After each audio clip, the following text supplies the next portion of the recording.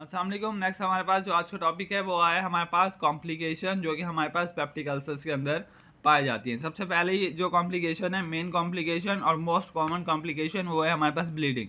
अगर हम अल्सर्स को, नॉर्मल अल्सर को ट्रीट नहीं करते तो वो हमारे पास सीवियर हो जाता है और अब वहाँ पे हमारे पास ब्लड लॉस ज़्यादा होना शुरू हो जाता है। तो ये होल की फॉर्मेशन होती है और ब्लड लॉस होना ज़्यादा शुरू हो जाता है। जब ब्लड लॉस होना ज़्यादा शुरू होगा तो हमारे पास एनेमिक कंडीशन अक्कर हो जाएगी, सही है, जिसके नतीजे में हैवी ब्लीडिंग होती है और ये हमारे पास क्या कॉज कर सकता है, हेमरेज भी कॉज कर सकता है, सही है।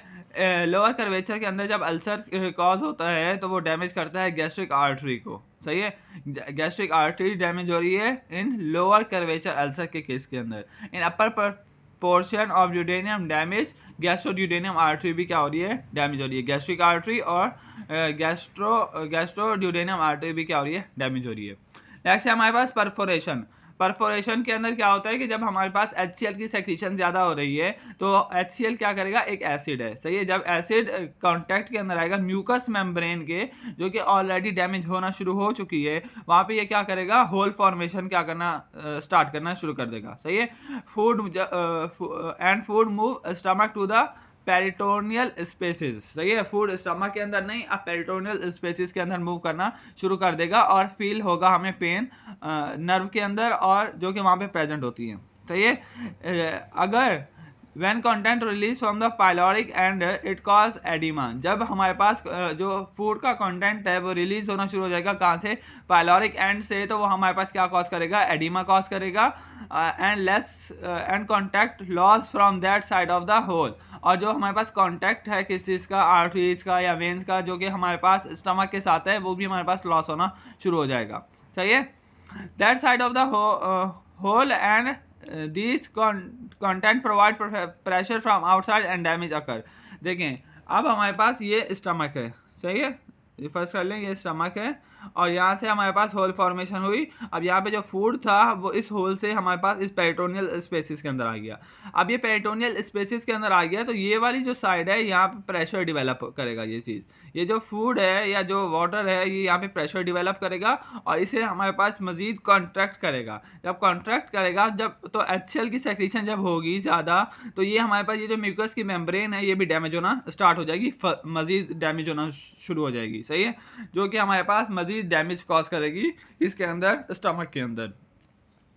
फीलिंग ऑफ पेन अकर होगा किस चीज़ के अंदर, गैस्ट्रिक अल्सर के अंदर, और वेट लॉस होता है, सही है। Duodenal ulcer cause feeling of pleasure and after 3 to 4 hour pain start mostly at the night time। Stomach के अंदर सबसे पहले पेन इसलिए होता है कि जब आप खाना खाते हैं तो हमारे पास सबसे पहले फूड कहाँ पे जाता है, स्टमक के अंदर। स्टमक के अंदर उसे टाइम लगता है ग्रैंड होने के लिए और फिर वो जाता है हमारे पास ड्यूडेनियल कैविटी के अंदर और स्मॉल इंटेस्टाइन के अंदर। तो 3 to 4 आवर हमारे पास खाना खाने के बाद वो हमारे पास 3 से 4 घंटे लगते हैं उसको ड्यूडेनियम के अंदर जाने के लिए, सही है। और जब मोस्टली नाइट टाइम के अंदर जब हमारा फूड मोस्टली डाइजेस्ट हो रहा होता है तो उस केस के अंदर हमें ज़्यादा पेन होता है इन ड्यूडेनियल अल्सर के केस के अंदर, सही है। फूड पेन पैटर्न अकर होता है गैस्ट्रिक अल्सर के नतीजे के अंदर, नाइट पेन पैटर्न डेवलप होगा ड्यूडेनियल अल्सर के नतीजे में। नेक्स्ट इसके अंदर आता है हमारे पास एक मेलेनिया और आता है हेमेटिसिस, सही है। अब मेलेनिया क्या है, ये हमारे पास सिम्टम्स हैं किस चीज़ के अंदर, अल्सर आने के सिम्टम्स हैं, सही है।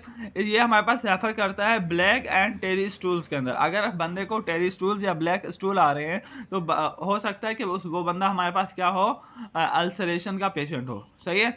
या हेमेटिसिस के अंदर क्या होता है, रेफर करता है ब्लड इन वोमिटिंग। अगर वोमिटिंग के अंदर ब्लड आ रहा है तो भी बंदा क्या है, अल्सरेशन का पेशेंट है।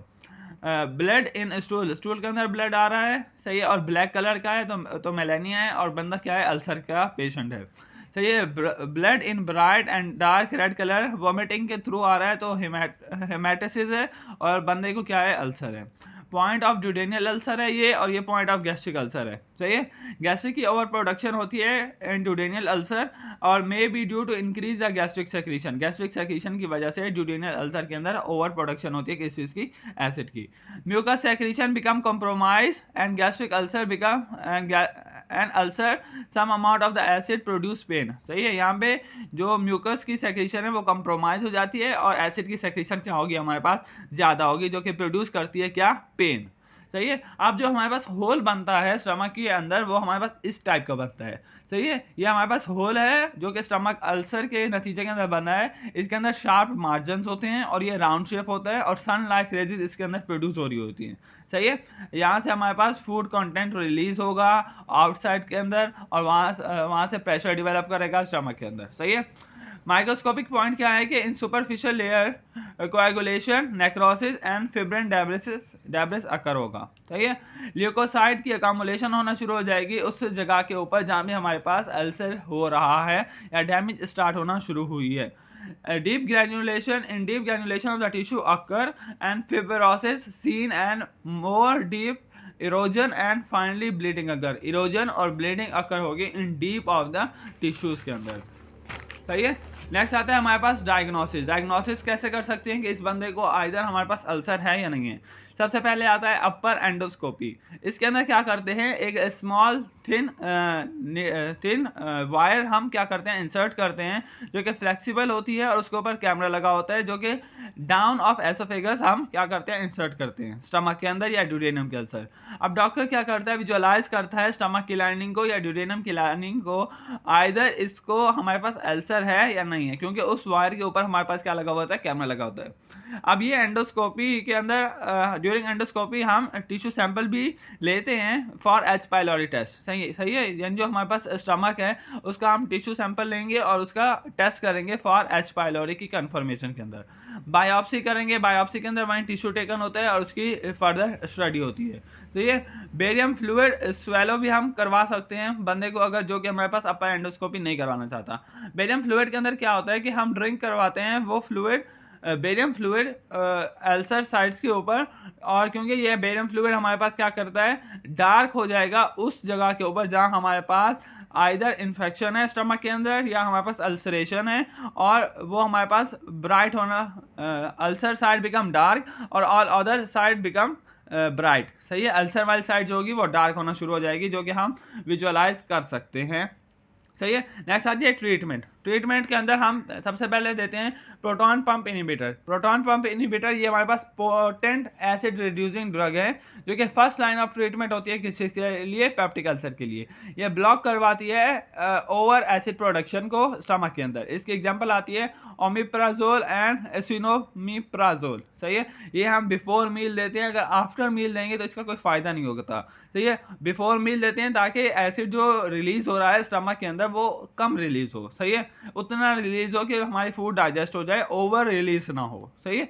नेक्स्ट आता है H2 receptor blocker. H2 receptor blocker हमारे पास क्या होते हैं, ये हिस्टामिन के रिसेप्टर होते हैं जो कि हमारे पास कहाँ पे लगे होते हैं स्टमक के अंदर।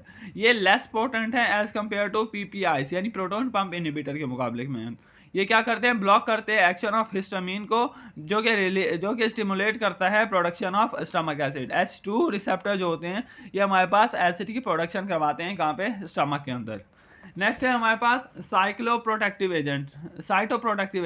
ये हमारे पास क्या करते हैं, इसके अंदर हमारे पास आता है सुक्राल्फेट जो कि हेल्प करता है protect the lining of stomach and duodenum from the further irritation, और इंक्रीज करता है पी जीन्स की सेक्रेशन को। पी जीन्स ज़्यादा होंगे तो म्यूकस की सेक्रेशन ज़्यादा होगी, म्यूकस की सेक्रेशन ज़्यादा होगी तो हमारे पास जो स्टमक लाइनिंग है वो हमारे पास क्या होगी, प्रोटेक्ट रहेगी। यहाँ पे हमारे पास पेप्टिक अल्सर का टॉपिक ख़त्म हुआ। इसका जो केस हिस्ट्रीज के टॉपिक हैं, जो केस हिस्ट्रीज वाला पोर्शन है वो हम एक फर्दर वीडियो के अंदर क्या करेंगे, डिस्कस करेंगे, सही है।